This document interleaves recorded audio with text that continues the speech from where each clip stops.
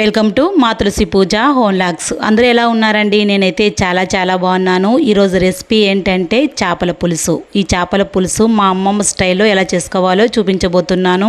మా అమ్మమ్మ వాళ్ళు ఈ మెథడ్లోనే చేపల కర్రీ చేసేవాళ్ళండి. టేస్ట్ అయితే చాలా బాగుంటుంది. నేను చెప్పేదానికంటే మీరు ఒకసారి ఈ మెథడ్లో కర్రీ చేసుకొని తినండి, చాలా టేస్టీగా ఉంటుంది. పాతకాలం పద్ధతిలో అమ్మమ్మల కాలం నాటి కర్రీస్ చేస్తే ఎవరికైనా నచ్చకుండా ఉంటుందా అండి? ఇక చేపల పులుసు అయితే నేను చెప్పనవసరం లేదు. ఇక ఏ మాత్రం లేట్ చేయకుండా ఈ వీడియోలోకి అయితే వెళ్ళిపోదాం. ముందుగా అయితే 30 గ్రాముల వరకు చింతపండుని తీసుకున్నానండి. చింతపండు అనేది చేపల పులుసులో కొద్దిగా ఎక్కువగానే పడుతుంది. కొంచెం పుల్లగా ఉంటే చేపల పులుసు చాలా బాగుంటుంది. ఈ చింతపండునంతా ఒకసారి వాష్ చేసుకొని తీసుకుందాము. ఇలా వాష్ చేసుకున్నాక చింతపండు మునిగినంత నీళ్లు పోసుకొని ఒక 10 నిమిషాల పాటు పక్కన పెట్టేసుకోండి. ఈ చింతపండు నానే లోపల మసాలాను ప్రిపేర్ చేసుకుందాము. స్టవ్ మీద ఒక ప్యాన్ పెట్టుకొని అందులోకి 1 టీ స్పూన్ జీలకర్ర, 1/2 టీ స్పూన్ మెంతులు, 1/2 టీ స్పూన్ మిరియాలు, 2 లవంగాలు, కొద్దిగా దాల్చిన చెక్క వేసుకోండి. ఇలా వేసుకున్న తర్వాత కొద్దిగా కరివేపాకు, ఒక 1/2 కప్పు వరకు సన్నగా కట్ చేసి పెట్టుకున్న ఎండు కొబ్బరి ముక్కల్ని వేసుకోండి. తర్వాత ఇందులోకి 2 టేబుల్ స్పూన్ల వరకు సన్నగా కట్ చేసి పెట్టుకున్న అల్లం ముక్కలు, 10 వెల్లుల్లి రెబ్బల్ని వేసుకోండి. 1 కప్పు వరకు సన్నగా కట్ చేసి పెట్టుకున్న ఉల్లిపాయ ముక్కల్ని వేసుకొని స్టవ్ అనేది మీడియం టు హై ఫ్లేమ్లో పెట్టుకుంటూ దోరగా ఇంతవరకు ఫ్రై చేసుకోవాలి. ఈ వేయించేటప్పుడు మంచి అరోమా వస్తుందండి, అంతవరకు వేయించుకుంటే సరిపోతుంది. ఇలా వేయించుకొని ఒకసారి ట్రై చేయండి, చాలా బాగుంటుంది. ఇలా దోరగా వేయించుకున్నాక చల్లారబెట్టుకున్నాక ఒక మిక్సీ జార్లోకి వేసుకోండి ఇవన్నీను. ఇలా వేసుకున్న తర్వాత గుప్పడి వరకు కొత్తిమీరని వేసుకోండి.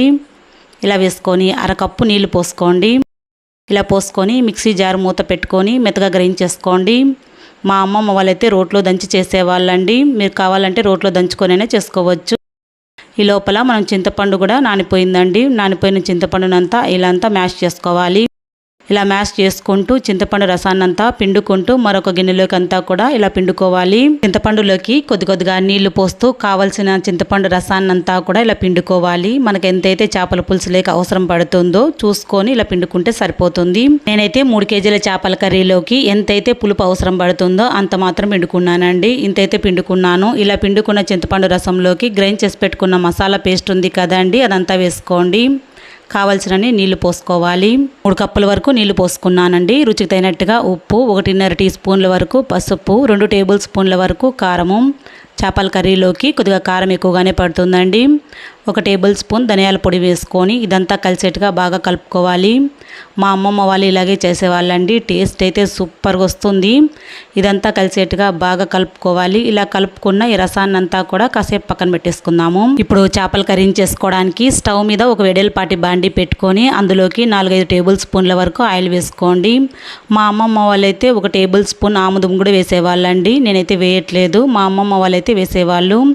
ఆయిల్ వేడిన తర్వాత 1 టీ స్పూన్ పోపు దినుసులు, 1 కప్పు ఉల్లిపాయ ముక్కలు, కొద్దిగా కరివేపాకు ఇవన్నీ వేసుకున్నాక ఉల్లిపాయ ముక్కలన్నీ కాస్త దోరగా అయ్యేంతవరకు ఫ్రై చేసుకోండి. ఇలా ఫ్రై చేసుకుంటే సరిపోతుందండి. ఇలా ఫ్రై చేసుకున్నాక మనం కలిపి పెట్టుకున్న రసం ఉంది కదండి, ఆ రసాన్నంతా కూడా వేసుకోవాలి.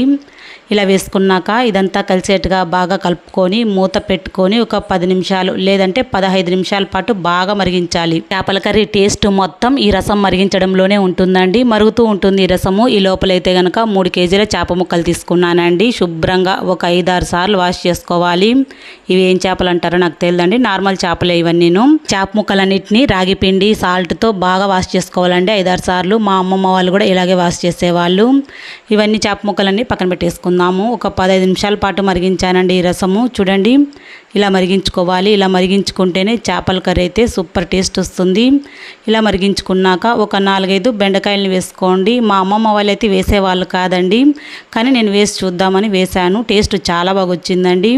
ఈ లోపల వాష్ చేసి పెట్టుకున్న చేప ముక్కలు ఉన్నాయి కదా, ఇవన్నీ కూడా వేసుకోవాలి. ఇలా చేప ముక్కలన్నీ వేసుకున్న తర్వాత ఇవన్నీ కూడా గరిటె పెట్టకూడదండి. అప్పుడేను ఎక్కువసేపు కూడా ఉడికించకూడదు అనమాట. ఒక 5 నిమిషాలు ఉడికించుకోవాలి. గరిటె పెట్టకూడదండి, విరిగిపోతాయి. ఎక్కువసేపు ఉడికించారనుకోండి చేప ముక్కలన్నీ కూడా మెత్తబడిపోతాయి అన్నమాట, చాలా సాఫ్ట్ అయిపోతాయి అన్నమాట. గంటితో మనం పెట్టినా కూడా విరిగిపోతాయి చేప ముక్కలు. అలా కాకుండా ఒక 5 నిమిషాల పాటు ఉడికించుకుంటే సరిపోతుందండి.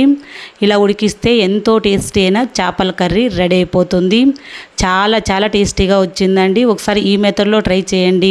ట్రై చేసిన తర్వాత ఎలా కుదిరిందో కూడా మాకు కమెంట్ చేయండి. కొత్తగా మన ఛానల్ ఎవరైనా చూస్తూ ఉంటే కనుక ప్లీజ్ సబ్స్క్రైబ్ చేసుకోండి, లైక్ చేయండి, షేర్ చేయండి. మరొక వీడియోతో మళ్ళీ మీ ముందుంటాను.